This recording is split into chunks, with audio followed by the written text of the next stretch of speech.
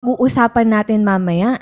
Alam mo tong nung faith, ito yung when Abraham obeyed the Lord, at siya ngayon, naging ama siya ng pananampalataya. It is because of the obedience of Abraham. At hindi lang yan, napakarami pang mga characters ng mga ginamit ng Panginoon na kilalang natin ang kalakasan ng faith. Kasi nga, through thick and thin, o anumang sitwasyon na naranasan nila, bagamat sila'y nayurakan o nagulumihanan o na-shaking ng faith, pero sila ay nanindigan. Yes, amen. Grabe talaga, Tito. Yung faith, ito lang yung matatagpuan mo talaga sa yung pananampalataya mo sa Panginoon. Oo. Ito yung mga bagay, sabi nga sa Hebrews 11:1, now faith is the substance of things hoped for, the evidence of things not seen. Amen. Mga bagay na hindi mo pa nakikita, pero kailangan mong paniwalaan. Correct. Kaya mo ba yun, Tito Sam? Sabihin natin mahirap. Ngunit, sa pamagitan ng relasyon sa Panginoon, kailangan nating paniwalaan at lakaran. Amen. At sabi sa salita niya, imposible sa tao pero posible sa Diyos. Oo. Sabi yun sa Matthew 19:26, Tito Sam. Ano sabi? Na with man, it is impossible, but with God, all things are possible. Amen. Talagang pinangyayari ng Diyos yung mga kababalaghan na hindi magagawa ng tao, ngunit ito ay magiging posible. Alam mo yung ko sa Mark 24, meron dong ama na ang kanyang anak ay may epileptic. Alam mo ba, lumapit ang ama kay Kristo at sinabing, kaya niyo po bang pagalingin? Nilapit ko na to sa iyong mga apostol, ngunit hindi napagaling. Ang sabi ng Panginoong Hesus dun sa ama, kung ikaw ay mananampalataya, all things are possible. Amen. Alam mo ang sagot ng ama? Ano po yung sagot? Tulungan mong lumago ang aking pananampalataya. At once, pinagaling ng Panginoon ang kanyang anak. Hallelujah. Amen. Kaya mga kaabangers, itong guest natin for today, naniniwala tayo, na grabe yung pananampalataya na ginawa ng Diyos sa buhay niya. Amen. Kaya dito sa wag na natin patagalin pa. Sige, pakilala na natin to. Ang ating guest mula pa sa Imus, Cavite, Sister Faith Bulaklak. Hello! Woo! Welcome! Hello po! Amen. Good afternoon po sa bawat isa sa atin na nanonood dyan online. Good afternoon, Sister Faith. Sister Faith, ilang taong ka na? Ako po ay batang-bata pa po. 26 years old. Anak ko na to? Kaedad ko lang pala dito sa mga batang-bata pa kami. Ayun. Sige, Sister Faith, maaari ka bang bumati dyan sa iyong mga kaibigan na nanonood? Ayan, good afternoon po sa bawat isa. So, batiin ko na rin yung mga ka-churchmate ko from JGSFI. Ayan, so, good afternoon po sa bawat isa. Amen. Ang tipid naman. Wala ba? Ang magulang, baka magtampo sa'yo. Batiin mo naman ang iyong daddy at mommy at mga kapatid. Ayan, sige po, batiin ko rin po ang aking mommy and daddy, ang aking kuya, and of course yung sister ko, nasa Manila siya ngayon, dun siya nagsistay with her family and her 2 kids. Amen. Ayan, hello po. Grabe, Tito Sam. Sorry lang may namumukhaan kasi siya. May kamukha pala siya dito sa atin. Sino? Si Joy Santos. Diba? Para Joy sila Santos? magkakambal. Yung kapatid ni JP. Oo. Sige, send mo sa kanya. Oo, send ko sa'yo, sister. May kamukha ka Sabi dito nga po, sa marami nga po nagsasabi sa akin, mukhang marami po akong kamukha. Familiar face. Pero sige sis, kwentuhan mo nga kami ang iyong childhood memories. Anong klaseng childhood ang meron ka noon? Sino yung magulang? Ano yung trabaho nila noon?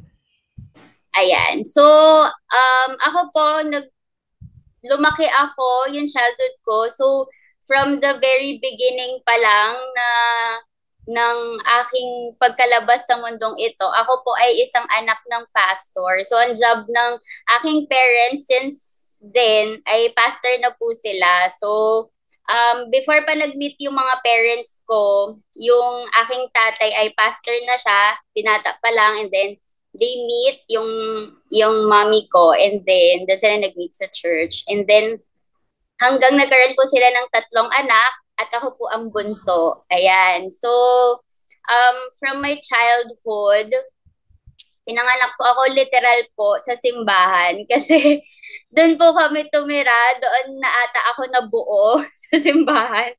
Ayan, so I grew up literally sa church, doon po kami nakatira sa amin pong simbahan sa Manila. Wow. Pastor kid. Pastor kid, parang wala tatong lumang buhay dito sa pag-pastor kid. Walang pangit na nakaraan. Siguro. Aalamin natin yan, mga ka-abangers. Sige, as a pastor kid, Sister Faith, lagi ka lang talaga sa church? Hindi ka ba lumalabas? Wala ka bang mga kalaro outside? Or simbahan ba talaga yung buong buhay mo nung bata ka? Totoo po. Ang simbahan po kasi namin noon, nasa 3rd floor. So, ang area po namin ay para siyang commercial area. So, yung neighborhood namin, as in hindi siya residential. So, kapag lumabas ako, ang makikita ko ay mga tindahan, mga tindera. Kaya, ayun, hindi rin po ako pinapayagan lumabas. Kaya, ang kalaro ko lang po ay ang aking sarili.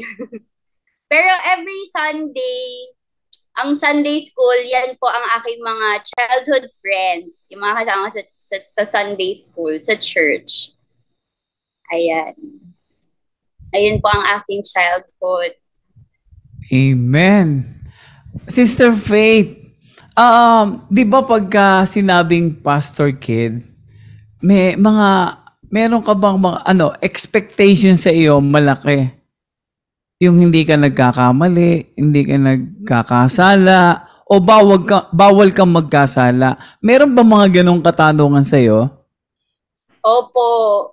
Nung bata po ako, yun po talaga yung siguro na tinatatak ko sa sarili ko noon. Kaya parang naging struggle ako before nung bata ako kasi parang feeling ko lahat nakatingin sa akin. So, kailangan dapat maayos, kailangan bawal magkamali. So, parang yun yung naging struggle ko nung bata ako kasi parang feeling ko onting kilos lang, may masasabi yung iba, gano'n. Naalala ko pa nga one time, meron din kasi akong friend na isang pastor kid. Bata pa po kami noon, naglalaro-laro pa kami, Sunday school, ganyan. Tapos sinabi ko sa kanya, hindi ka ba nahihirapan na anak ka ng pastor? Parang kailangan dapat lagi kang mabait, gano'n.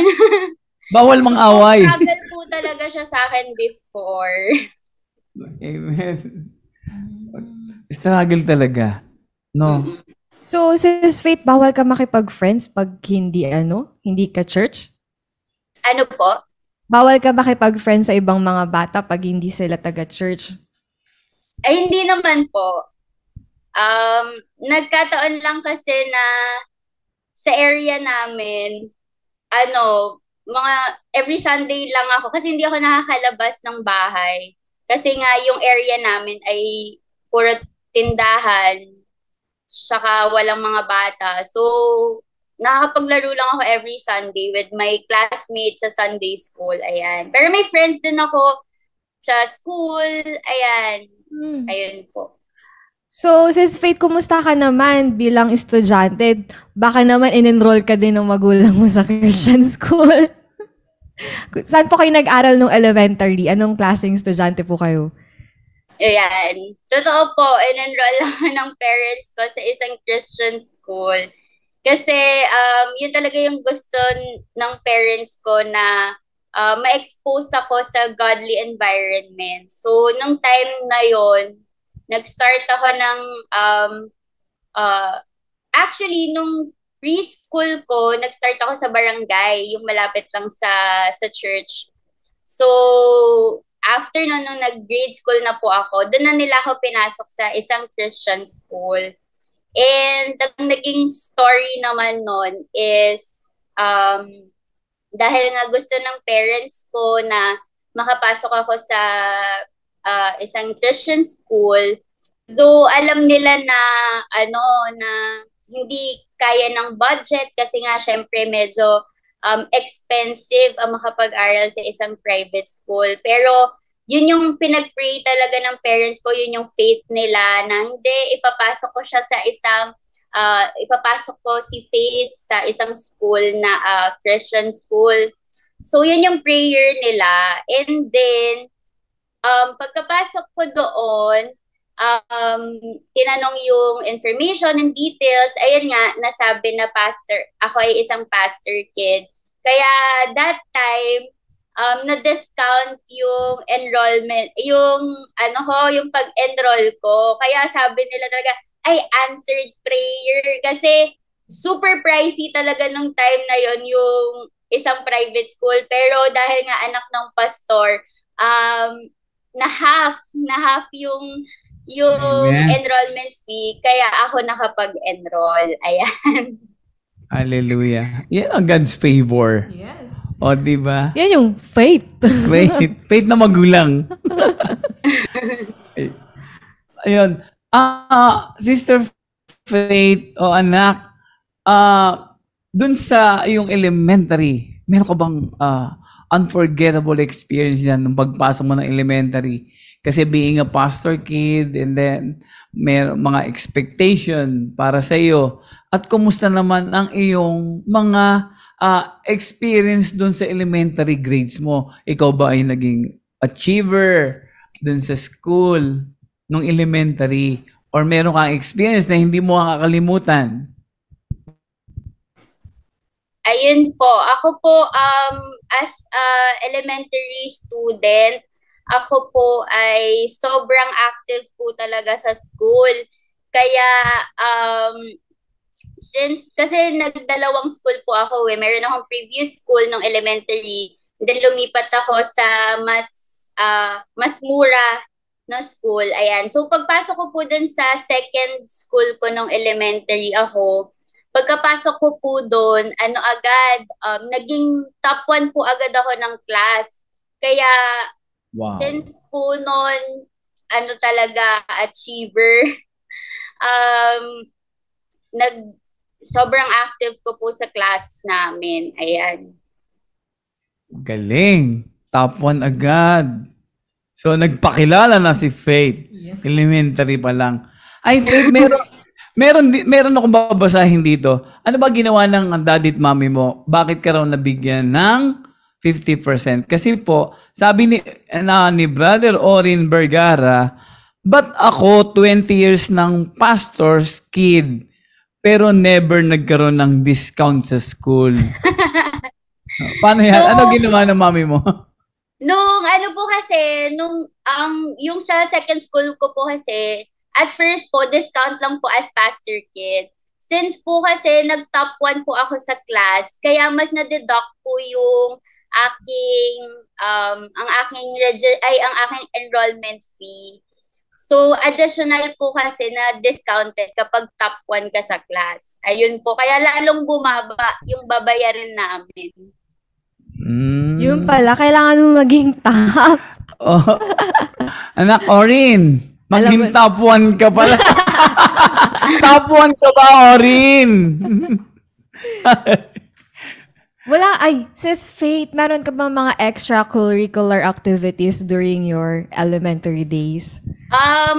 Elementary days, extracurricular po. Siguro, sumasali lang ako sa mga competition. Since Christian school siya, so na-expose na po ako sa mga Bible quiz bee, yung mga common po sa isang Christian school. Ayan, ganun po yung mga nasalihan ko before. Quiz bee. Ibig sabihin, brainy. Yeah, pero Bible quiz bee. Bible quiz bee. Oo nga. Hindi. Bible Quiz Bee and the top one. So, Yes. it means overall. Uh-huh. Either Bible, either dun sa mga subjects. Parang feel ko, Tito Sam, famous to si Ate Faith sa school nila. Kasi top 1 na. Brainy pa. Oo. Oh, she got the looks and the brain. Wow, ano yun? Beauty and brain. Beauty and tawag. brain. Wow. Amen. So, Sister Faith, baka na aman. Ano? Ngayon na ba yun? Mamaya na. Mamaya. So, Sis Faith, so ikaw talaga yung leader sa mga gawain sa school, activities. Ikaw talaga, baka pinipili nilang laging leader. Hindi naman po. Ano lang po kami, small number lang po kami sa school nung time na yon. Kaya share ng load naman. Ayan. Top 1 kasi 5 lang sila. Hindi. No. Sister Faith, kasi dito, doon sa pagiging pastor kid mo, bilang rin ba ang mga nagiging kaibigan mo doon sa school? Or, ang tawag dito, yung konti lang ang nakikipagkaibigan sa'yo, o talagang ipinakikita mo na yung faith mo sa mga ka-school mo? Kasi ano di po, ba? Okay, sige sige. Ano po kami, hindi naman po few yung friends ko, as long as makausap ko yung tao, kung sino yung ma-meet ko. Ayan, okay naman po yon na maging friend, and ayun po, okay lang naman na magkasama-sama kahit sino po yung ma-meet ko. Okay. Amen. Ate Ria, mayroon ko bang tanong kay Sister Faith in her elementary? Hindi ka ba, Sister Faith, naging curious? Nung bata, parang lagi na lang ganito, gusto mo naman mag-explore or lumabas, magkaroon ng different kinds of friends. Nung time po ng elementary ko, hindi naman po ako open pa sa mga ganong idea na yung makapag-explore pa ng different friends. Kasi dahil nga po, yung environment ko ay nasa isang Christian na family, nasa church, tapos sa school din, Christian yung nakasurround sa akin. So, parang nung time po na yon, enough na sa akin yung mga nakakasama ko. Kaya wala pa akong idea kung ano yung whatever in this world, mga mag-explore, wala pa naman po. Ayan. Ito, may tanong ako, Tito Sam. Okay. Dahil laki sa Christian school, ano yung pinaka-favorite na Bible verse mo nung bata ka? At saan mo natutunan? Ayan. So, ang pinaka-favorite ko noon ay Psalm 23. Kasi yan yung una kong na-memorize na verse. At parang naging piece ko ata yun sa or parang ni-recite ko sa school. So, pinamemorize na rin siya ng parents ko, tsaka nung teacher ko. Yan. So, Psalm 23. Yan po ang unang verse na aking pinanghawakan ng bata. Amen. Ano yung Psalm 23? This is about Song of David. Ano yun? Recite natin kay Sister Faith yung Psalm The Lord Psalm is my 23. shepherd, I shall not Yun, want. the Lord is my shepherd. Yes. Amen. Oo. Yan yung verse na yon. Amen. Sige. Tito Sam, mukhang tapos na tayo sa ating childhood niya. Dumako na tayo sa high school. Doon high school. Yun yung mas exciting. Ito maraming tanong. Sister Faith, ready ka dito, ha? Doon sa mga tanong na to. Kasi ito, yung high school, alam mo na mangyayari. Ito yung, sabi nga, ang high school daw ay ang pinaka masayang part ng teenage. Yeah. Oo. Yan. So sige, Sister Faith, kwentuhan mo naman kami ng iyong high school, yung unforgettable experience or mga experience mo nung high school na hindi mo malilimutan. Ayan. So, ang naging memorable talaga sa akin, since po kasi, high school na yung school ko, ng Christian school, hindi na po sila nag-offer ng high school. So, kailangan ko na po talagang lumipat ng ibang school nung time na yon. And ang may malapit po na high school doon from my previous school, doon po ako in-enroll ng parents ko. So, yung school na yon ay isang university, kaya sobrang daming students, ang daming section. Kaya nung pagpasok ko ng high school, sobrang na culture shock ako. Nagulat ako kasi hindi ako sanay sa environment.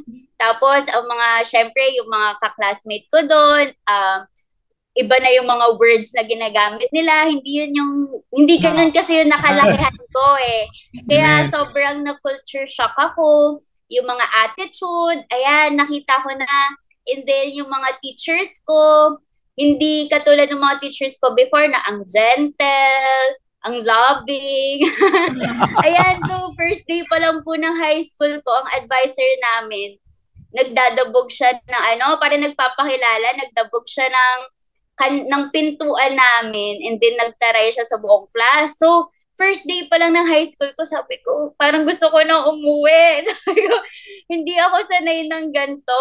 Ayan, so sobrang nakakapanibago kasi hindi na nga siya Christian school. And that time, dahil nga iba-iba na yung mga character, iba-iba na yung mga tao na nakakasama ko, ayun, unti-unti na na-open yung isip ko na, may mga ganito palang mga ugali, may mga ganito palang mga kaalaman, mga ganon. So, doon po talaga nag-start na ma-expose na ako sa kung ano yung meron sa world. Ayan. So, unforgettable moment ko ay sa high school, dyan na nag-start na magkaroon. First year high school ako, dyan na nagkaroon ng start na makapasok ako sa isang relationship. Ayan. Oh. Dyan po nag-start. First year high school. First year high school. Na in love. Agad. Sister Faith, galing Christian school. Opo. Pagkatapos, first year nagkarelasyon agad. Ano ba nangyari? Parang kumbaga parang naghabol ako kasi parang may na-miss akong moment, parang ganon. Kasi iba talaga yung nakalakihan ko nung elementary ako, kaya nung high school, dun ko nakita lahat. Ayan, so first year high school, nagkaroon agad ako ng may naka-MU, ganyan. Ayan. Ikaw, nung nag-high school ka, meron ka na ba? Hindi ako yung guest. Nagkaroon kami yung crush. Meron syempre. Parang syempre si Sister Faith yung guest natin ngayon. Sister Faith, ano yung nagustuhan mo naman dun sa first relationship? Ba't bigla-bigla? Oo. Ano po kasi since curious at saka bata pa, so yung unang guy na nag-message sa akin, saka nag-show ng motive nung high school kami, yun na yung nakagaanan ko agad ng loob. Kaya parang feeling ko nung time na yun, okay, parehas tayo ng feelings, ayan, ganyan. So, entertain ko na. Since curious nga ako, ano ba yung mga sinasabi nila na mga relationship, mga ganyan. Na-curious. Kumusta naman yung relationship, Sister Faith? Alam ba yan nila pastor at pastora? Siyempre, hindi po. So, ang nangyari, kasi sinave ko yung guy na yun sa wallpaper. Aha. Yung phone pa yung de-flip. Flip, yeah. So, nakita ng aking mommy. Sabi niya, ano Oh, yan? no. Bakit merong lalaki dyan sa wallpaper mo? Palitan mo yan, sabi sa akin. Buko na. Ano sabi mo? Best friend ko po. Totoo po. Ganun po ang sasabihin. Best friend ko po. Ay, Hindi ba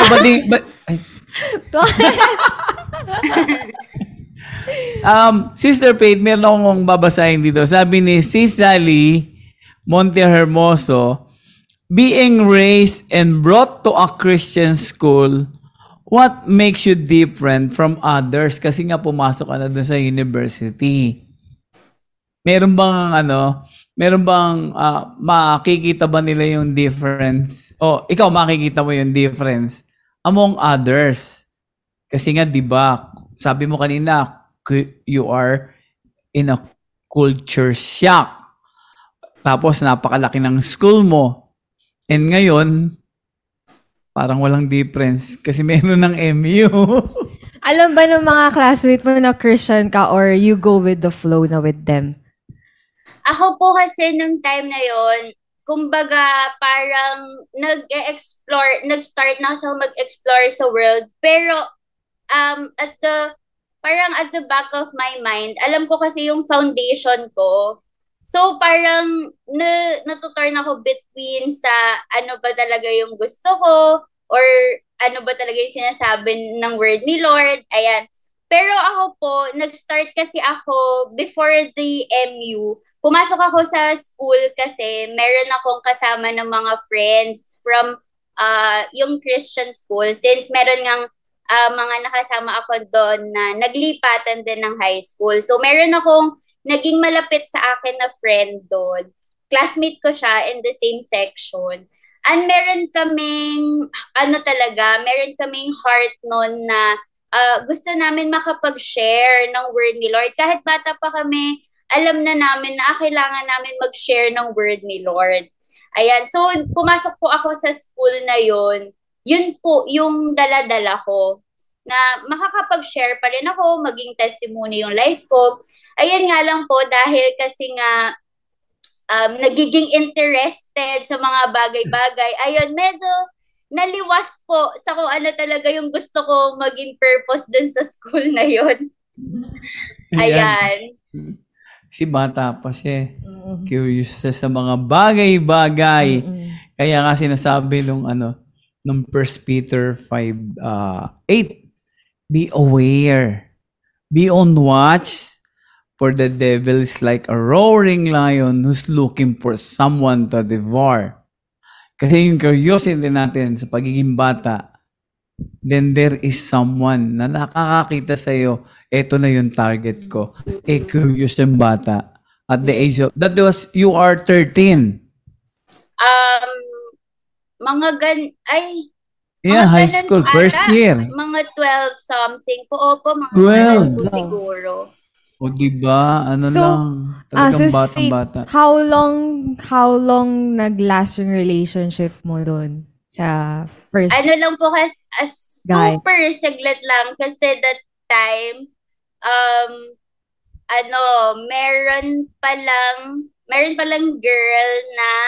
meron din pala siyang girl nung time na yon. And then, inaaway na ako kasi siya, athlete siya ng university namin sa high school.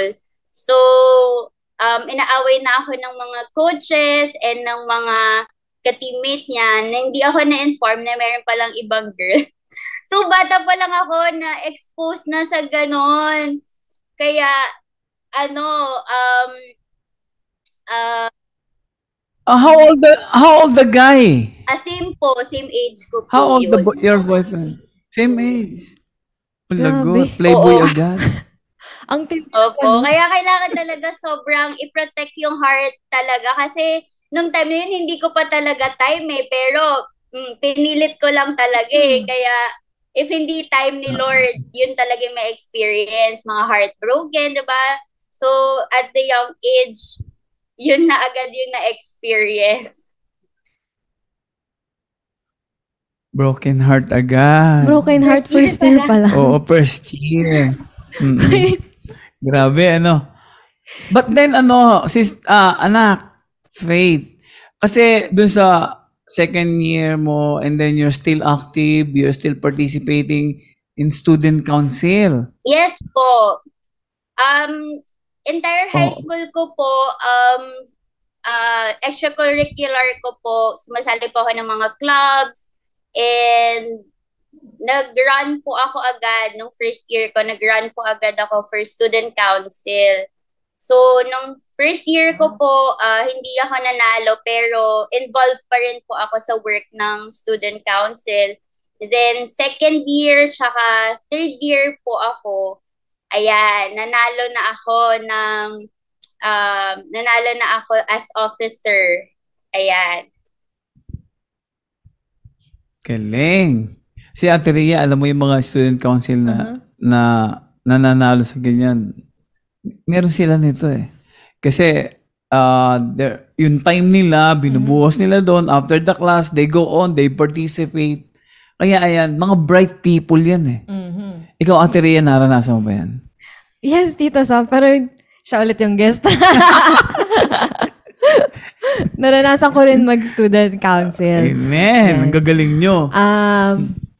Sige, sis Faith. So, grabe hindi niya pinabayaan yung pag-aaral niya. Yung hindi ka umiyak or nanlumo, but you still go on. Life must go on, ika nga, sabi ng show. Yes. Kaya nga, Tito Sam, yung kahalagahan ng mga anak na nurture bata pa lang ng salita ng Diyos. Na kahit high school, ayan si Sister Faith, nakaranas man ng pagkabigo. Pero bumangon siya. Oo. Kaya nga yung sabi niya kanina na hindi inilaw ng Panginoon. Nakat agad, may protection kasi may nananalangin. Totoo po. Yung daddy mo na laging nananalangin. Oh Lord, samahan mo siya. So, kahit saan siya pupunta. Ito naman, gusto ko tanungin Tito Sam, kasi ito yung favorite nung high school. How's your experience in JS Prom? JS Prom, ayan. Ang story ng JS Prom ko, memorable. Kasi nung time ng JS Prom ko, meron na akong kasayaw, hindi na siya MU. Meron na akong naging boyfriend that time. Wait! Ano oras? Ha? Akala ko nagising na siya dun sa first year eh. Hindi May pa po. Tingnan mo na, parang nagbibilang. Ilan? May panguna. Kailan yung pangalawa nangyari? Ayun po, ng JS Prom. Third year. Yung third year, okay. Sige, kwentuhan mo kami, Sis Faith. Ayan, so, nagkaroon naman ako ng relationship ulit. Pero ito, naging kami na talaga, third year, pero hindi pa rin sa nalaman ng parents ko. So, pero yung guy, dahil nga gusto kong magkaroon ng relationship with a guy na naniniwala kay Lord and uma-attend ng church. So I thought, ganun lang yon na dalhin ko na lang siya sa church para maging believer siya. Ayan, so in-invite ko siya sa church. Ayan, so uma-attend siya and then nagpakilala siya sa parents ko na manliligaw. Ayan, so kinausap niya yung parents ko na ayun po, yung intentions ko sa anak nyo, ganyan. Pero, so, nung time na yon alam ko na hindi kasi siya talaga, yung ma-invite mo, okay na yan, pwede ka na maging in a relationship. Hindi siya ganun eh, kasi dapat yung guy talaga yung totoong may relationship kay Lord. Kaya nung time na yon, matigas lang talaga siguro ulo ko, pinush ko pa rin. Ayan. So, hanggang mag-ano po kami noon, hanggang maging fourth year. And hindi na po ako natuto kasi same experience ang naranasan ko sa kanya. Ayan. So, for the second time, nagkaroon ulit ng ibang girl. Third party. So, it really didn't end up well. Kaya na-heartbroken ulit ang puso. Pero this time, mas masakit siya kasi mas longer na yung time na na-invest ko sa kanya, na napakilala ko sa parents, na-invite ko sa church. Ayan. So, ganun ang nangyari naman. Yun. Anong team song mo kay Gary Valenciano? Di na natuto. Opo, yun nga. Pero ano sabi ng parents mo nung pinakilala mo? Anong nila reaction? Ano po, ang pakilala po kasi ko sa kanila is aking manliligaw. Niligaw. Oo. So, ang advice lang nila is wag muna since nga nag-aaral pa. So, if mag-antay lang and wag mag-commit to any relationship. Ayan, mga ganun po. Typical na advice from a parent. Oo. Ito, Ate Rhea, ang mga nangyayari kasi, ang sabi nga sa salita ng Diyos, don't go equally yoked with the unbeliever. Ito yung mga, makukulit talaga tayong mga tao na siya ay dadalhin ko dun sa church para siya ay maging believer. But it's not. Kasi ang sinasabi is don't go equally yoked. Ang kailangan mong harapin, yung nasa church na, kasi naniniwala na siya. Yes. Nananampalataya na siya doon. Yeah. At yung kilala mong na lumaki doon sa church, yung guy. Yes. Yes. Tama po yun. Kaya, So, matigas lang po talaga ang ulo ko at ipinilit. wait, baka naman varsity player ulit yung naging boyfriend mo pangalawa. Goping Yes style. Oo. po. Goping. Varsity Sabi na nga player po ulit. Varsity again! Hindi ka na talaga nadala! The Ay, second kaya time. nga pala. Ano ba yan? Huwag maniniwala sa player. Player nga eh. Player. Totoo po yun.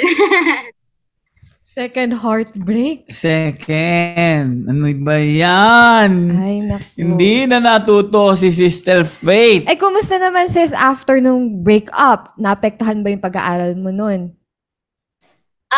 Nung time po yun, since kami po kasi fourth year, maaga po nag-e-exam kasi malapit na mag-graduation. So, almost na rin yun, almost patapos na rin yung school year. Ayan, so nataon pa na malapit na talaga na siya ng exam. Kaya talaga talaga ako siguro na-distract. Ayan, so yun yung naging consequence ko na na-distract ako ng time na yun, and parang mas prefer ko na lang na mag-go with the flow na lang, kung ano na lang yung mangyari. Ganon na po yung naging attitude ko ng time na yun. Hallelujah. So, dahil na-distract siya, asan na yung faith? Yung faith. Kumusta ka naman during your ministry in the church? Active ka pa din ba nung mga high school days mo? Nung time po, na po ako, naglalaylo na po ako, hindi na po din talaga ako active nung time na yun. Doon sa church. Opo.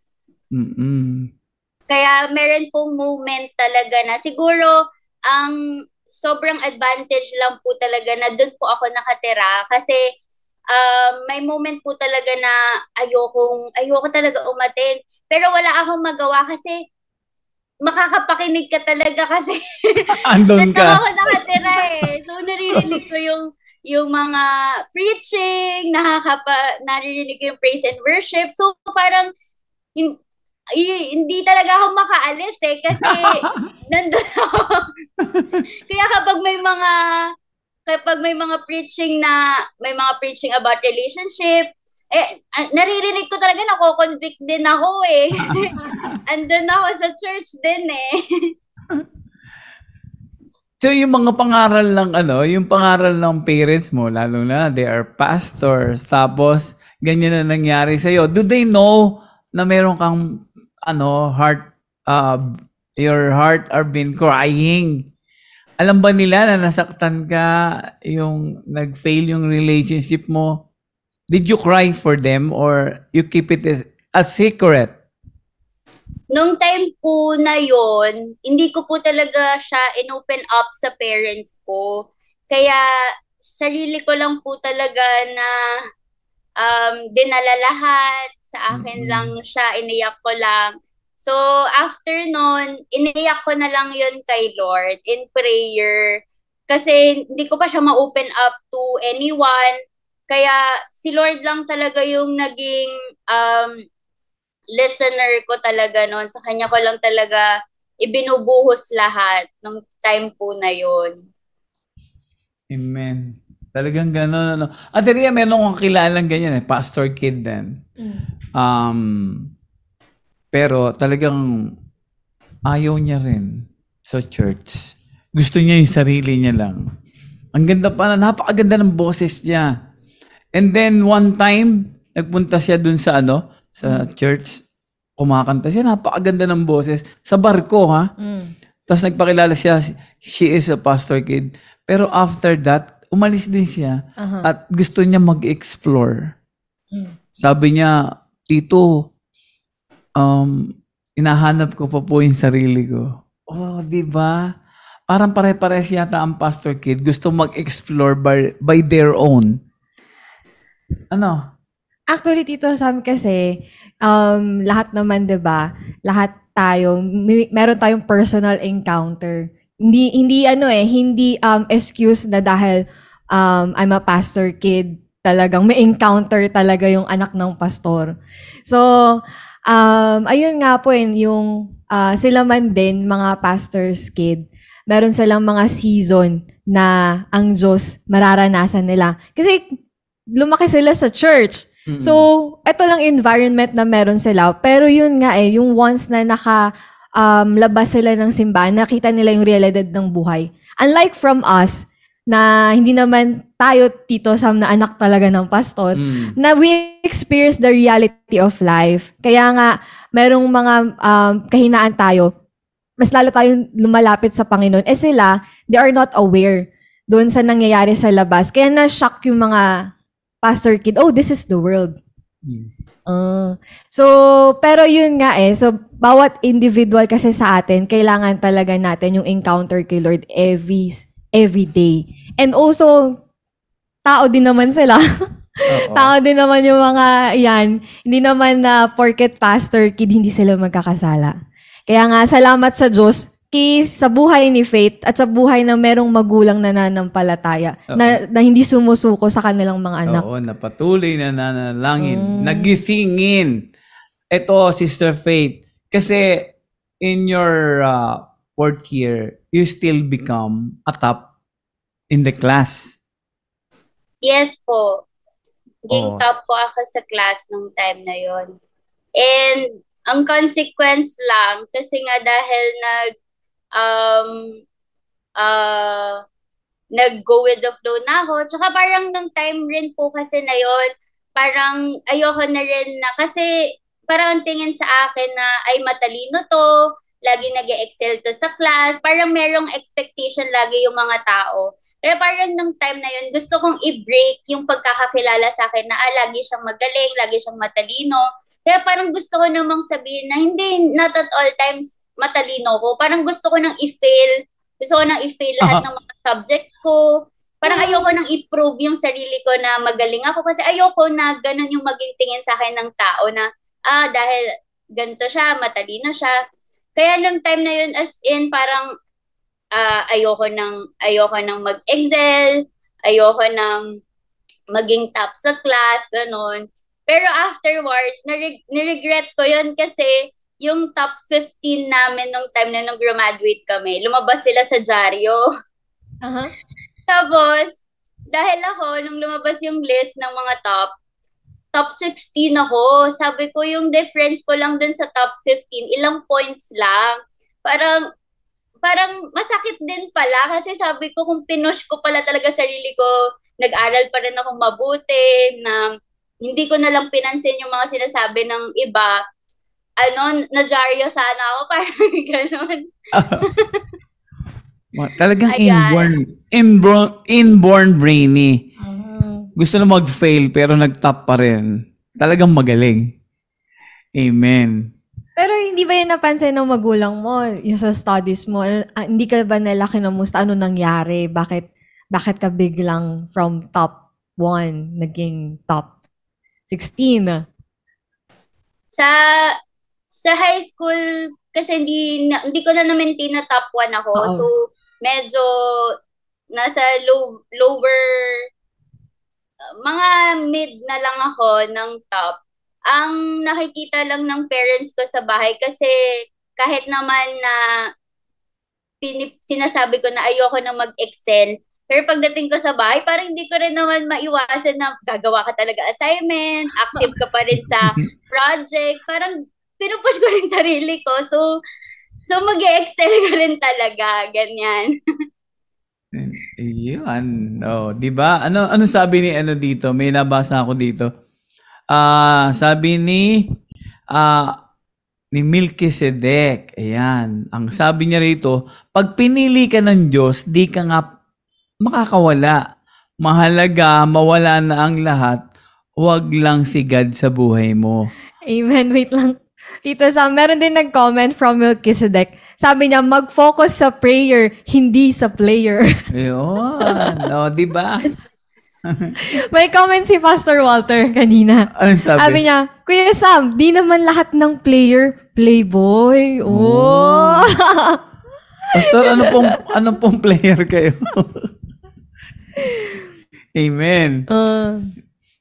Sabi naman ni Kuya Melchizedek, sabi niya, pag pinili ka ng Diyos, di ka niya pakakawalan. Mahalaga mawala na lahat, wag lang si God sa buhay mo. Amen. Kasi si Sister Faith, meron siyang yung kanyang ama at ina, talagang nananalangin para sa kanya. Hindi yun mawawala, everyday yan. Magulang yun tapos pastor pa. So, alam niyang nangyayari sa'yo. Lalo na mami mo, siyempre, no? Totoo po. Hindi lang nagsasalita. They are just respecting you. Inahayaan ka nila masaktan. Kasi nagkakwentuhan po kami nung nagka-edad-edad na ako. Sabi niya, alam niya daw po pala ang nangyayari sa akin. Pinapanalangin niya po ako. Kaya sabi ko talaga sa parents ko, Mom, Dad, I have always felt your prayer. Kasi naramdaman ko talaga kung hindi nila ako pinag-pray nung time na kailangan ko ng prayer, siguro I was lost na or kung nasaan na ako ngayon. Pero yun po yung sinabi ko sa kanila nagkausap kami, nagka-isip-isip na ako. Ayan, sabi nila, lalo po si Mommy, sabi niya, alam niya yung napagdaanan ko. Sabi niya, I have always put you in our prayers. Kaya sabi ko po talaga sa kanila, I have always felt your prayer. Sabi ko po sa parents ko. Amen. Ano sabi ni Sis Rosemary Socias? Ang mga magulang hindi humihintong ipanalangin ng anak. Kasi ang magulang, lalo ng mami, alam niya yung yung behavior mo sa bahay. Yes. Once you're sad, alam na niya yun. Kasi hindi naman yun ang normal attitude mo, di ba? Tapos bigla ka mananahimik. Wala ka ng gana. So, mayroong nangyayari. Alam na nila yon. But then, they let you. Parang ang Panginoon, they let you feel the pain. Ang Panginoon. Yes. Para matuto tayo. Di ba? Ang problema minsan, ibinibigay ng Diyos, hindi naman yan reason or purpose to destroy you. But to equip you for the future to come. Kasi para matuto tayo. 'Di ba? Hayaan mo masaktan para bukas alam na niya 'yon. Yes. Kaya si Sister Faith, dalawang player pa. Kailangan dalawa pa po. Sis, wala ka ba nakita dyan sa loob ng simbahan ninyo? Wala ba sa church? Wala pa. Ay, hindi kasi baka natakot kasi anak ng pastor. No? Oo nga.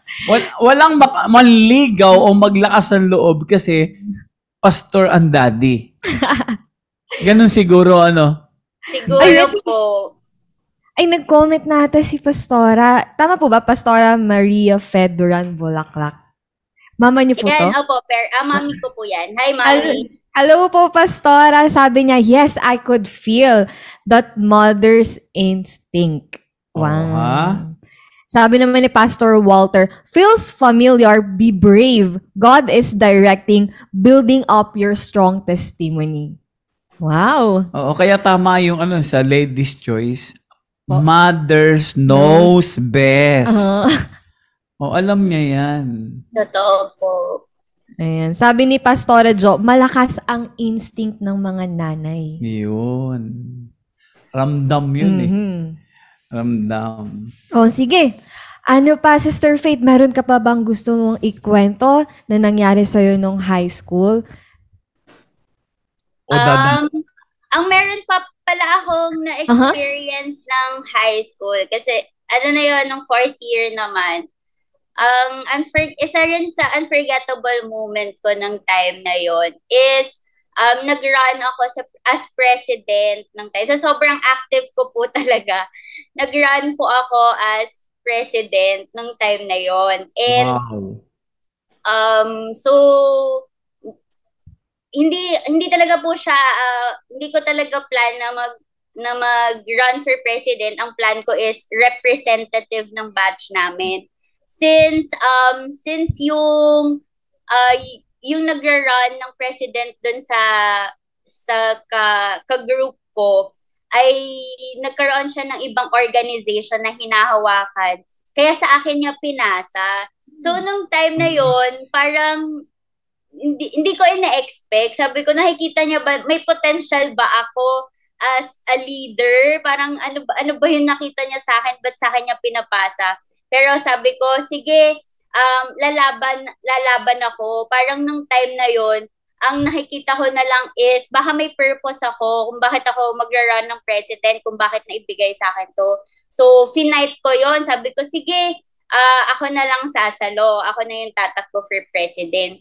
And then, dumating po yung botohan at hindi ako yung nanalo. So, unforgettable moment yon sa akin kasi in the first place, hindi ko naman talaga siya gusto gawin. Pero nung time na yon, naging ready na ako. Sabi ko, sige, magra-run ako for president. And then, hindi ako nanalo. So, naging painful talaga siya sa akin. Sobrang dinamdam ko siya na hindi ako nanalo. Pero yun nga, lagi kong inaalala na everything happens for a reason. So, kung hindi ako nanalo ng time na yon, may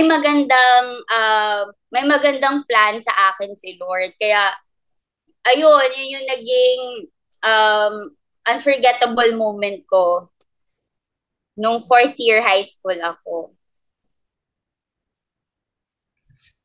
Sister, dun nung high school mo, yung sa mga naranasan mong broken-hearted, did you come back to God at nagsilbi ka na sa Diyos dun sa church nyo? Opo, nung time na po yun, nag-try akong i-push pa rin yung sarili ko. Nag-decide ako na ipilit ko pa rin yung sarili ko kahit alam ko sa loob ko na parang ayoko, na parang nahihiya na ako. Pero dahil nga kasi nakatira po ako sa church at lalabas lang ako ng kwarto ko, pinupush ko yung sarili ko na maka-attend talaga. And meron ka ba ministry noon nung ikaw ay uma-attend na? Ano yung sinalihan mong ministry? Nag-start po kasi ako as sa dance po. Sa dance. And then, nakita ka na ng daddy mo. Nagiging active ka na. Opo. Ayan. Ayan, natuwa na siguro, no? Siguro, sasabihin ng daddy mo, tagumpay. Ayan na yung anak namin. Opo, hindi po talaga siya totally yung biglaang nag-turn. Kasi naging process po talaga siya sa akin. Ang sinimulan ko lang talaga is just to go back. Kasi hindi talaga yung magiging malakas ka ulit, active ka ulit. naging process po talaga siya sa akin. Basta yung naging step ko lang is just to go back to God. And then yun na po, process na siya, unti-unti na ulit. Yan. Yan ang, Ate Rhea, yan ang kagandahan ng merong continuously nananalangin. Yan ang ating mga magulang. Sige. Oo. I think, dumako na tayo sa college. Punta tayo sa adulthood. Yun. Sister Faith, how's your college? Ano yung course na pinili mo? Ayan. So, nag-exam po ako from different schools na mga gusto ko. But nung time na yon, nang papasok ako sa college, nag-move na kami dito sa Cavite. So, nagkaroon ako ng option na mag-aral na mas malapit sa bahay. So, yung mga gusto kong university sa Manila, hindi na ako nag-enroll doon. So, I tried to enroll sa isang school malapit dito sa bahay. And then, actually, wala talaga kasi akong time, wala pa akong plans na gusto ko, ano yung mga gusto kong kunin. So, dahil nga ibang school to, nag-try lang ako ng ibang course. Kasi nung pinag-examan ko, lahat nag-take ako accountancy as pre-law kasi gusto ko nga mag-law nung time na yon. Pero parang nung lumipat kami, trinay ko tong isang school. Sabi ko, hindi naman siguro ako makukuha dito. Parang gusto ko lang i-try kasi malapit lang sa bahay. Kaya, nag-exam lang ako. Tapos, ang tinake ko is medtech para as pre-med naman. Wow. So, hindi siya talaga plano. Parang trinay ko lang talaga. So, what happened is, that day na nag-inquire kami, same day na pinag-exam na rin kasi ako, nakapasa agad ako sa exam. So sabi, punta na daw sa registration. So pagpunta sa registration, nakapag-enroll na. So sabi, sa enrollment, punta ka na sa patahian kasi magpapatahi ka na ng uniform. So all in one day, biglang, ay, medtech ka na. Parang yun na yung naging course ko. So, hindi talaga siya plano. Parang trinay ko lang siya. Ayan. So, nag-continuous yun? Ano ba talaga gusto mo na dapat? Ang plan ko po is either accountancy po or political science as my pre-law. Kasi looking forward ako na mag-take ng law sa law school afterwards. Ganun po dapat. So, nag-take ako, dahil nga try lang siya, nangyari, na-process naman siya in one day. So, parang wala nang kawala dahil andito ka na, medtech ka na. Parang ganon. So, pag uwi ko ng bahay, shinare ko dahil nga mami ko lang yung kasama ko noon, shinare ko sa family, sa ate, kuya, sa daddy. And then, nagulat sila. Kasi nga yung sister ko that time, dentistry yung tinitake niya. Yun yung gusto niyang course for me para magkasama na kami. Pero sabi ko, hindi, ayoko ng anything related to medicine or anything na related sa body. Sabi ko, hindi ako magtitake niyan. Later on, pag uwi ko ng bahay, medtech pala ang kinuha ko. So, very disappointed sila na magme-medtech ka din pala. Bakit yan pa yung kinuha mo? Ganon. So, nagkaroon ng discussion sa bahay nung time na yon. So, nagkaroon kami ng deal, sabi nung sister ko. Sabi niya, dahil nasa medical field ka na rin, itry mo na rin mag-dentistry kung hindi mo na enjoy dyan or hindi mo nagustuhan. Sabi niya, lipat ka na lang ng dentistry.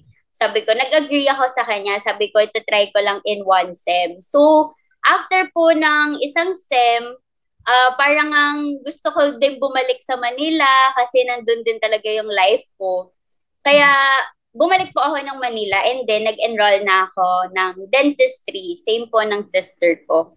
Ayan. Amen. And doon sa sa pagiging, so doon ka na sa dentistry, kumuha. Tinake mo na yung dentistry. Yes po.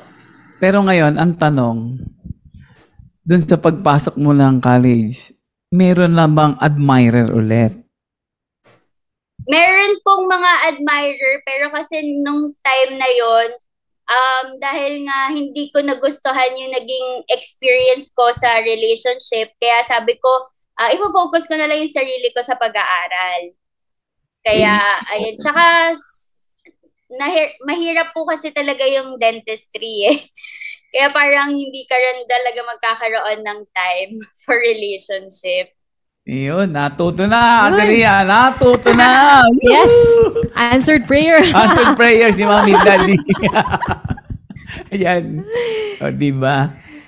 Ang ganda na nangyari. So, sis, tinuloy mo talaga yung dentistry, hindi ka na nagpabago-bago. So, paano yung pangarap mo maging law? Nung time na yon, pinipilit kong enjoyin yung course na yon. Pero kasi nagkaroon din ako ng word from the Lord. Sabi niya, where I have placed you, dun kita, parang you are right where I have placed you. So, yun yung pinanghawakan ko ng time na yon. And mas naging serious na kasi ako kay Lord. Kaya, kung ano man yung mga kagustuhan ko sa buhay, kung ano man yung dreams ko, sabi ko, Lord, ibibigay ko na po sa inyo. Kung ano po yung plan nyo, yun na lang po yung itatrust ko. If hindi ko pa man makita for now na gusto ko yung dentistry, sabi ko, Lord, it will come a time na magkakaroon ng joy yung puso ko where I'm at. Ayun po.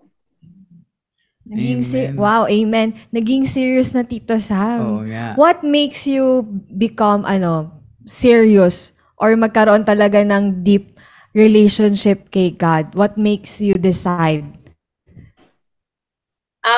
Siguro po dahil nga na i-involve na ako sa church and nakakapakinig na ng word ni Lord. Ano yun naipaprocess ni Lord unti-unti yung life ko. So, kasi hindi porket laki ka na ng church is mabait ka na, holy ka na, alam mo na lahat.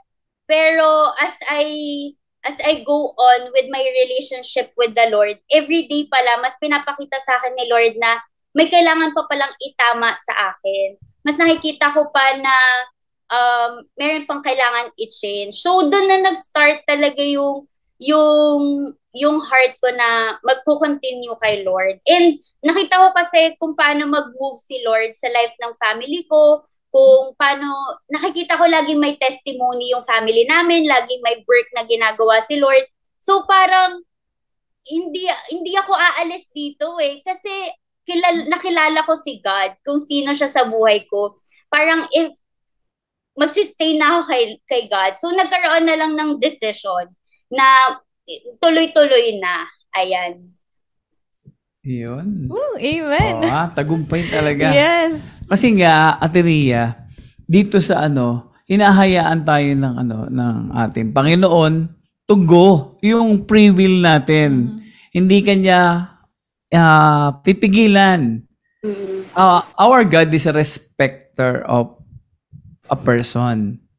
So, talagang hinayaan lang tayo upang tayo ay matuto. Kaya dun sa ating pagbabalik, then we learn something a lot. At yan ang kanyang, yung paggabay sa atin na talagang hindi kanya pababayaang mawala. Dahil ang kanyang ama na ay naglilingkod at siya ay nataniman na rin naman ng salita ng Diyos. Di ba, nakukulilig na siya, sa room siya. Ayaw umatin, pero nakakapakinig. Ang tulilig. Sabihin ng Diyos, ang kulit mo, ha? Sige. Yes. Kaya mga magulang, talaga pong saludo kami sa inyo. Salamat sa prayer. At yung may mga magulang naman po dito na nagsa-struggle sa mga anak nyo, wag nyo po talaga silang isukuan sa panalangin. We have our own, merong season ang Diyos sa bawat isa. Katulad ni Sister Faith. Bunga ng panalangin ng magulang. At kung nakakairita man, pero meron siyang pandinig at nakinig pa din siya doon sa preaching ng kanyang magulang. Tama. Oo. So, Sister Faith, dahil sabi mo nga, sobrang seryoso na yung dentistry, wala ka nang sinalihang mga club during... Wala na po. Meron ako mga gustong salihan na clubs. Kaso, inaano ko rin kasi tinitingnan ko yung time ko kung kakayanin ko. Kasi yung schedule namin before, first year pa lang, morning to night na. Kaya sabi ko, baka mapagod ako kung sasali pa ako ng mga organization. And nung time na yun kasi active po talaga ako sa church. So, iniisip ko rin yung schedule ko sa church, baka maapektuhan. Kaya sabi ko, hindi na ako sasali ng mga any organizations or extracurricular. Ayan. So, Faith, ano na yung ministry mo noon nung college sa simbahan? Ano po ako noon? Worship. Pumasok na po ako sa worship team. Ngayon na, sample. Ano yung mo na, Sir Faith? Sa worship team, singer ka ba? Instrumentalist? Singer po. Yun. Sample nga to. Baka pwede mo naman kami sample. Yung favorite song, kahit yung chorus lang. Chorus lang. Sige po.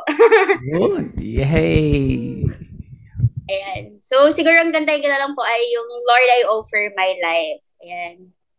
So, ganito yung song na yan. Lord, I offer my life to you. Everything I've been through, use it for your glory. Lord, I offer my days to you, lifting my praise to you as a pleasing sacrifice. Lord, I offer you my life. Amen.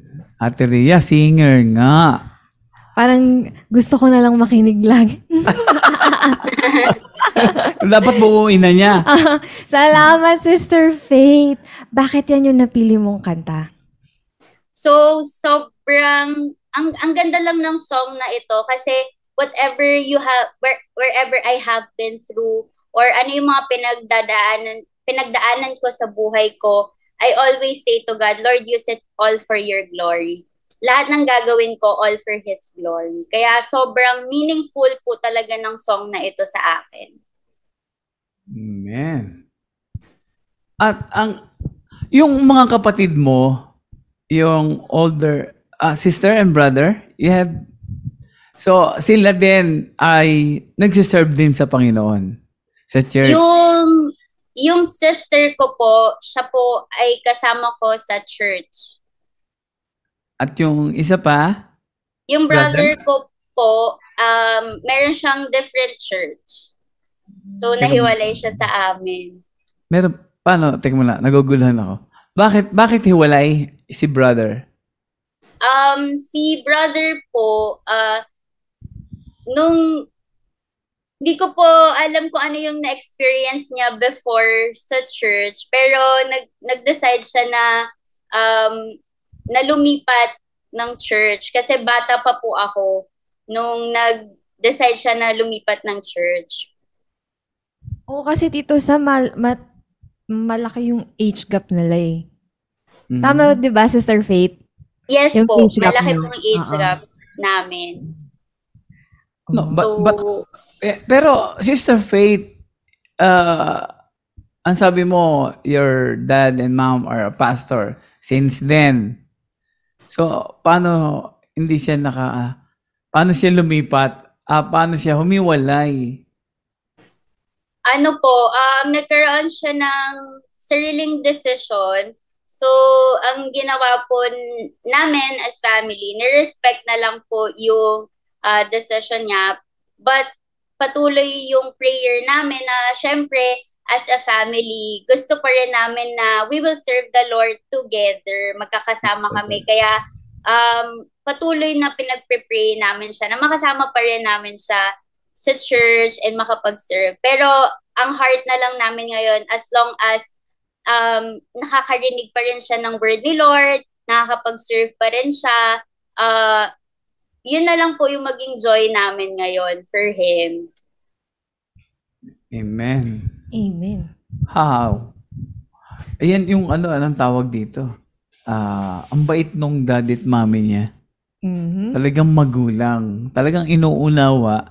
Kasi alam ng magulang kasi at alam ng Diyos na babalik ka rin.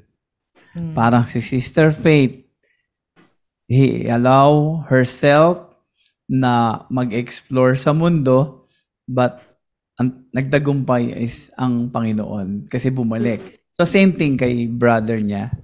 Alam ni pastor at ni pastora na mommy at daddy niya that the day will come, they will serve as a family. Amen. Kaya Tito Sam, balik na tayo dun sa kanyang Sige. dentistry. Sister Oo. Faith, dahil dentistry yung pinili mo, ilang years ba ang dentistry? Hindi ba matagal? Matagal po ang dentistry. So, 6 years ang kabuuan ng course namin. So, it's a 6-year course.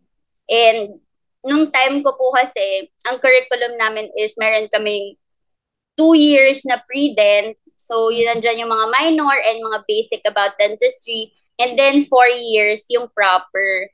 And yung course ko po kasi sa proper, hindi lang siya subjects and exam na makapasa ka. So, dalawa po yung ginagawa po namin. Meron kaming subject at the same time, nagwo-work kami sa clinic. So, meron kaming practical na subject. Kaya, yung time ko talaga sa dentistry, sobrang finukusan ko talaga kasi doon talaga ako nahirapan yung balance ng schedule ko kasi sabay yung subject na nag-aaral ka sa classroom and then after kailangan isingit mo yung time mo na nag-work ka sa clinic kasi meron kang mga quota na kailangan makapagbunot ka, makapagpasta ka ng ngipin, yung mga ganyan, makapaglinis ka ng ngipin. So meron po kami mga ganon. So pinagsasabay ko siya and naging mahirap talaga sa akin yung dentistry. Kaya may moments talaga na hindi ko siya ma-handle ng maayos. Kaya meron akong mga subjects talaga na feel ko. And sobrang humbling sa akin yun. Kasi nung time na yun, parang feeling ko magaling ako dahil nga galing ako sa background na laging nag-excel sa class, laging nagtatop. So, pagdating ng college, iba pala siya. Parang nag-trust ako dun sa lakas ko na, kaya ko to, basic lang to. Pero nung nagkaroon ako ng mga failing subjects, dun talaga hinumble ni Lord na hindi ka talaga magta-trust dun sa sarili mong lakas porket alam mo magaling ka. Hindi, kaya dun ko talaga malalaman kay Lord pa rin talaga ako magta-trust. Siya yung nagbibigay ng wisdom. Kaya kapag mag-e-exam, hindi ka pwedeng mag-rely na, alam ko na yan, natutunan ko na yan. Hindi. Sasamahan mo talaga ng prayer, Lord, retention sa mga inaral ko. So, yun po, naging humbling moment ko talaga ang dentistry. Amen. Ito, Ate Rhea, pumapasok ngayon, yung sa humbling moment niya, yung ma-fail siya kasi hindi siya sanay eh. From elementary, high school, nung college na, yung nagre-rely siya dun sa kanyang sariling effort. But then, Iba talaga ang dentistry. Talagang ito ay talagang magsusunog ka ng kilay. Kasi nga, napakahirap. And Sister Faith, napansin ko, lumipat kayo ng Cavite. Saan school yan Manila lang meron yan, di ba? So malayo. Opo. So meron pang time travel na matagal din. Ilang oras yan? Naka-dorm po ako. Ay, naka-dorm. Opo. Okay. Nag-dorm po ako, kasama ko po yung sister ko. Ayun, may kapatid na kasama. Amen.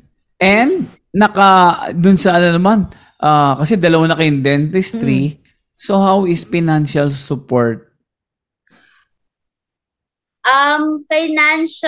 Financially po talaga, parents ko po yung nagpapaaral sa akin.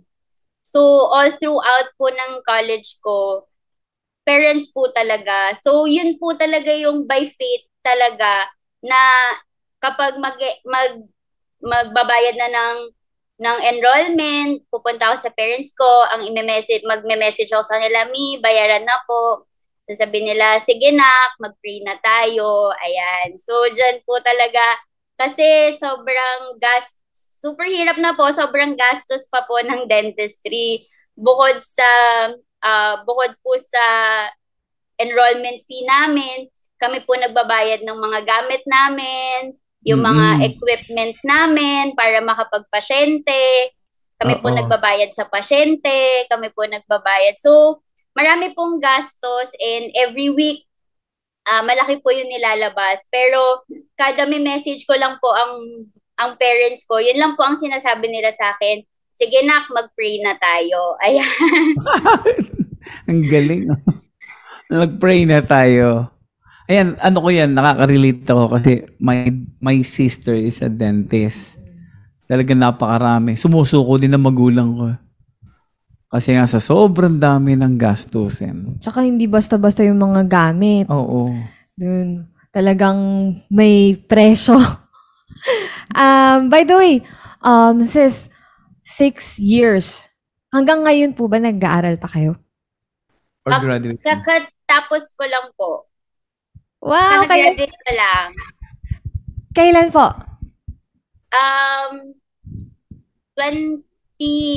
last year. 2020. Wow. Last year. Do you take board exam already?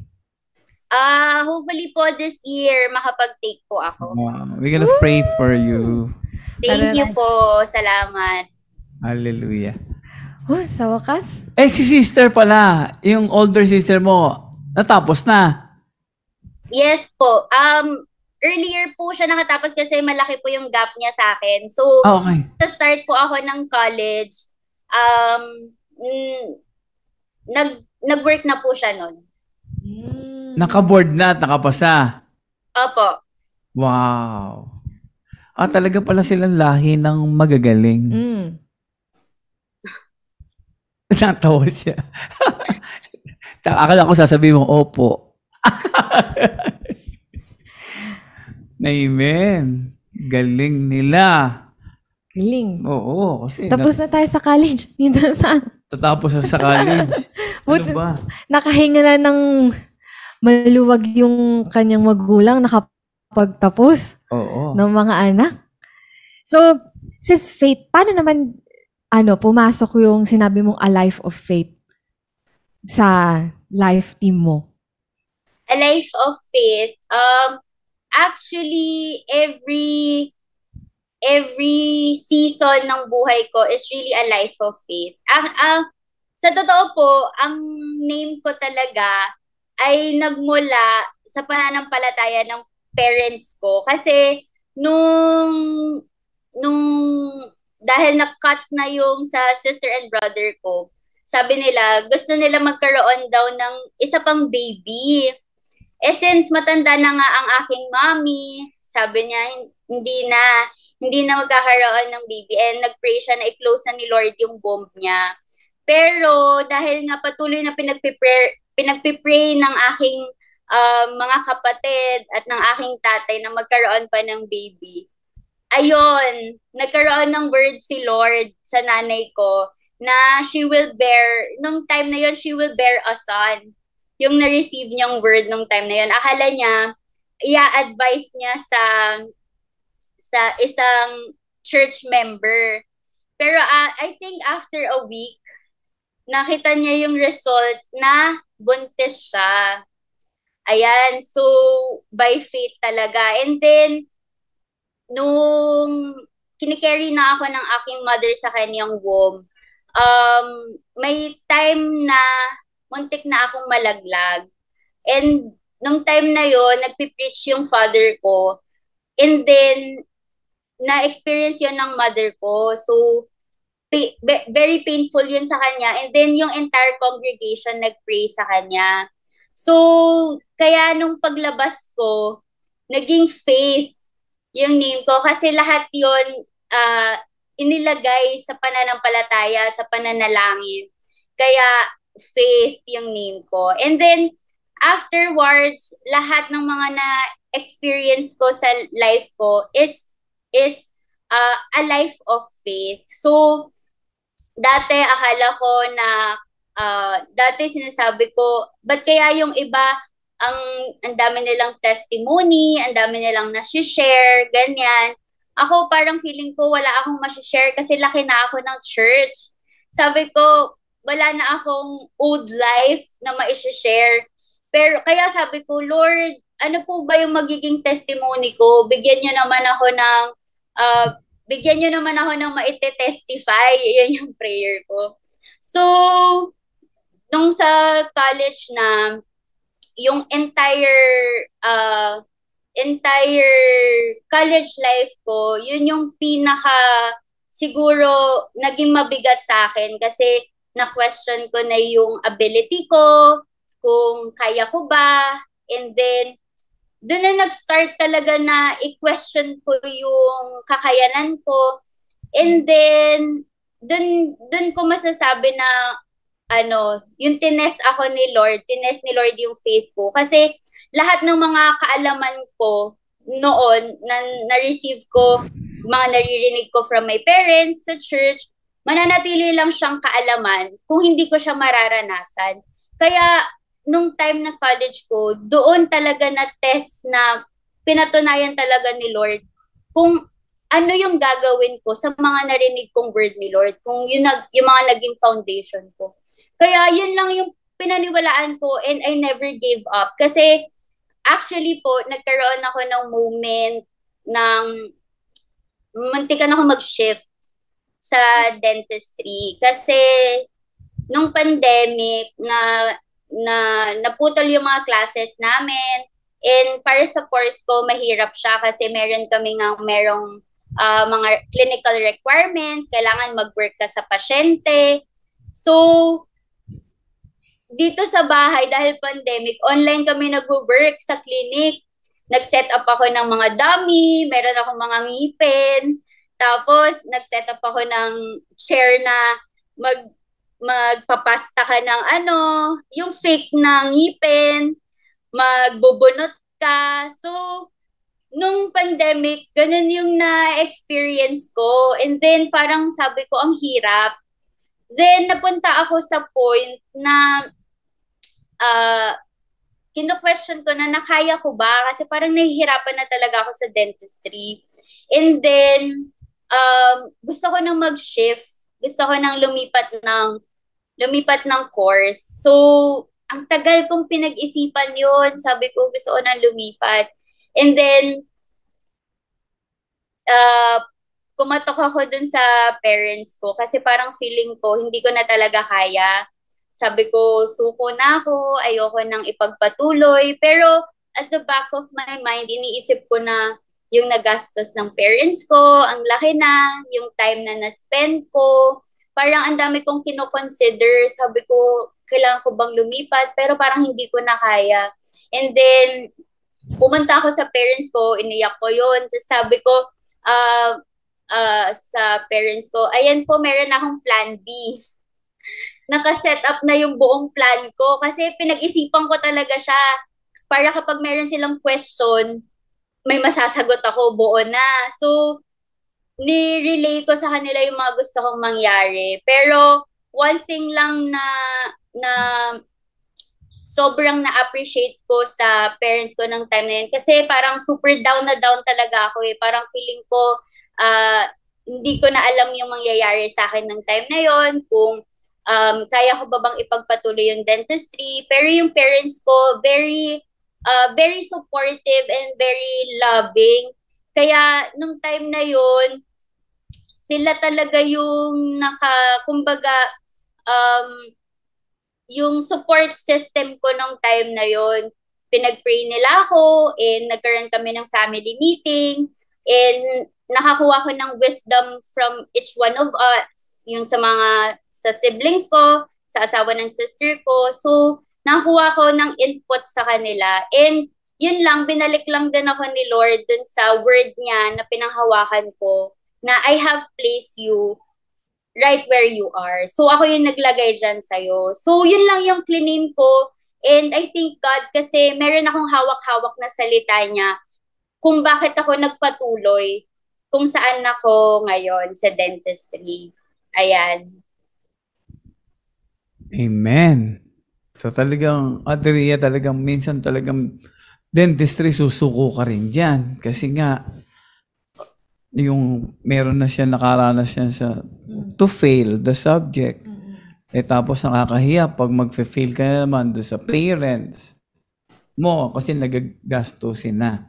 Alam mo, meron ako ditong nakita kong babasahin. Kilala mo ba si Jen? Jen. Jen lang po yung pangalan Jen niya lang sa ang pangalan Facebook. Pero ang sabi dito, hello po, Sister Moira. Ay, Faith pala. So, parang si Jen. Hi, Jen. Oh, ayan. Ayan, friend ko po yan from church. Amen. Ay, kamukha pala siya ni singer si Moira. Yan. Pati boses. Amen. Alam mo, si mami mo, meron ding sinabi, yung why your brother ay pumunta sa ibang church. Ito yung explanation niya. Since nakatira kami sa church, dati, sabi ng eldest son namin, parang hindi siya pumupunta sa church kasi paglabas niya ng room, ilang steps na lang, church sanctuary na. So nagpaalam siya na kung pwede, umatin siya sa church na malayo.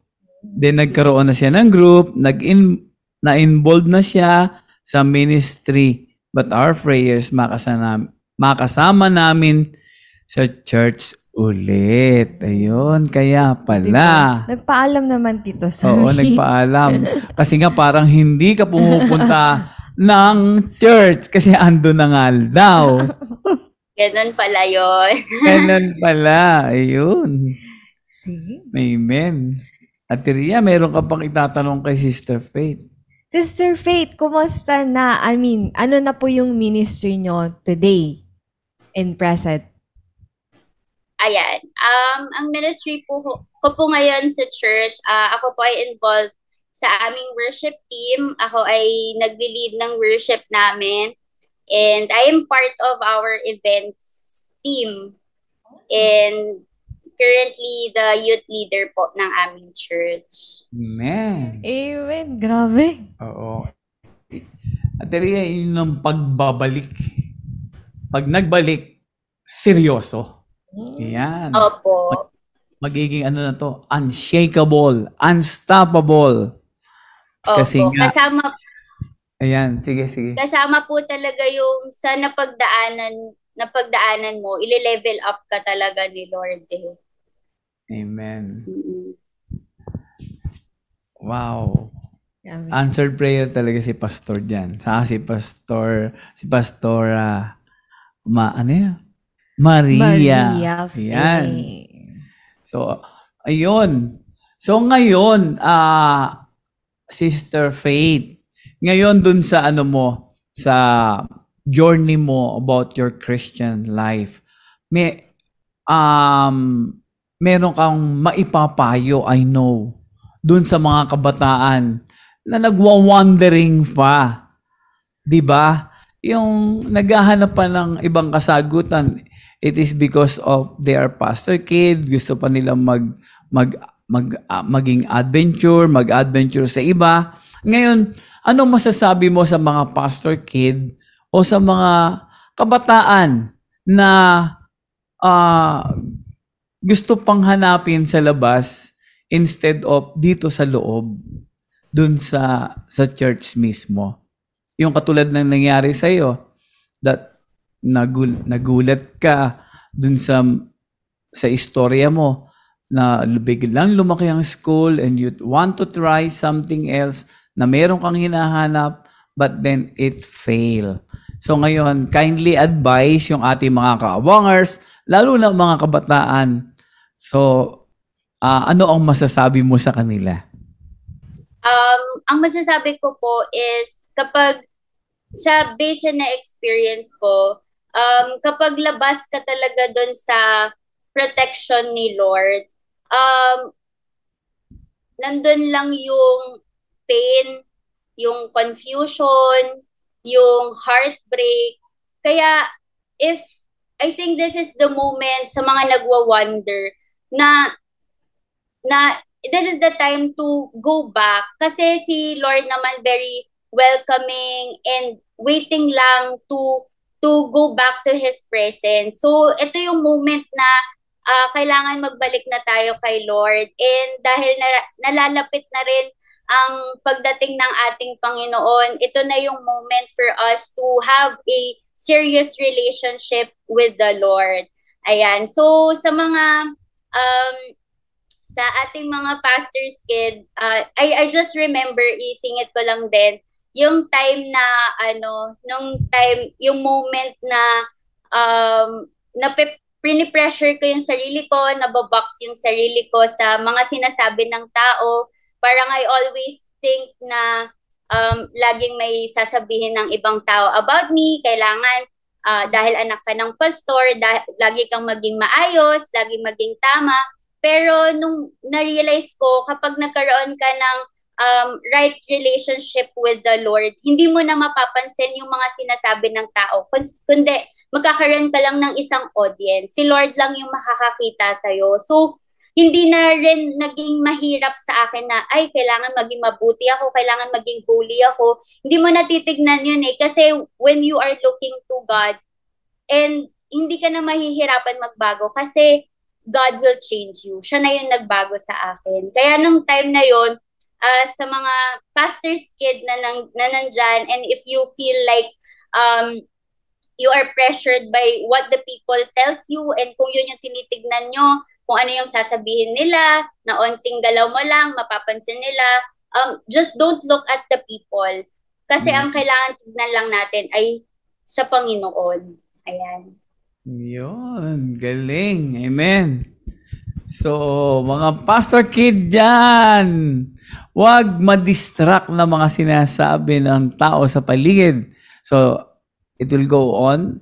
Look unto Jesus, the author and finisher of our faith. So, sa kanyang pagbabalik ay isa na siyang matatag.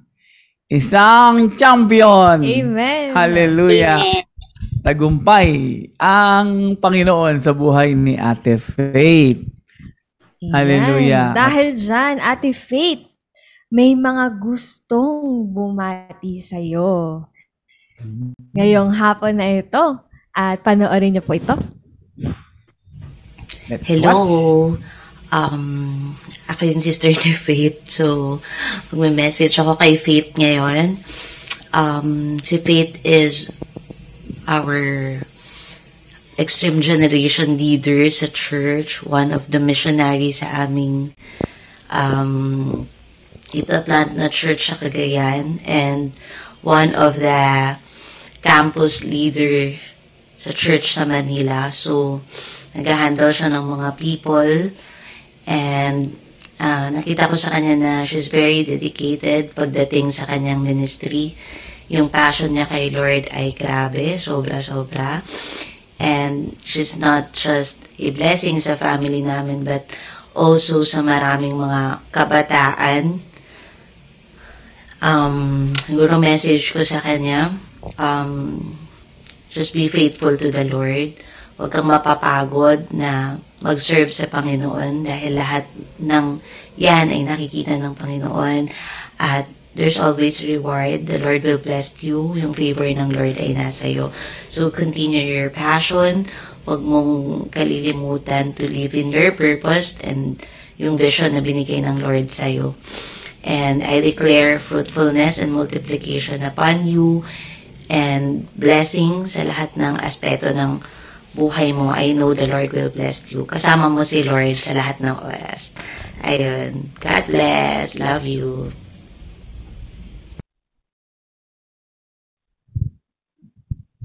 Amen. Amen. Sige, Sister Faith, sino po yung bumati at ano po yung masasabi niyo sa kanya?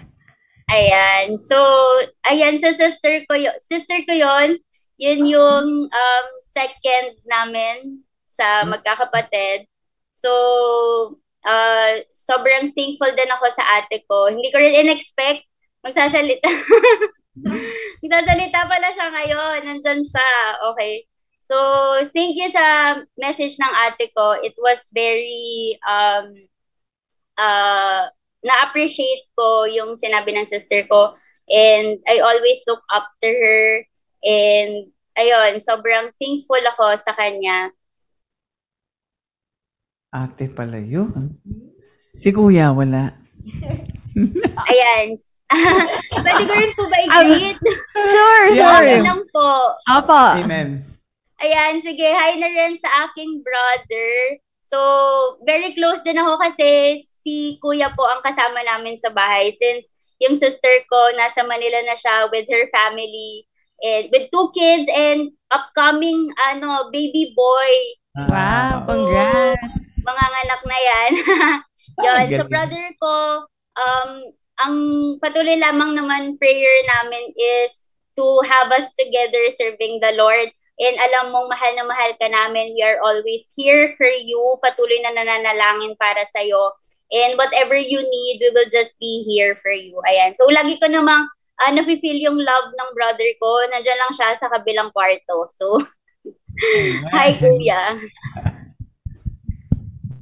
Ayan, Ate Ayun Ria. pala, baka pwedeng sa susunod na buwan or linggo, maging guest natin Mami. sila pastora at pastor at sila kuya, di Oo ba? nga. Sige. Abangan natin yan mga kaabanger sa mga susunod. Maraming salamat, Sister Faith, for sharing your life to us. Ang dami naming natutunan.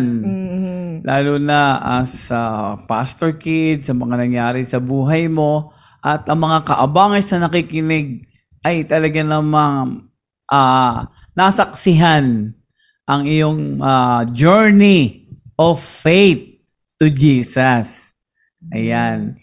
Dahil sa magulang ay laging nananalangin na hindi nakakalimot sa mga anak.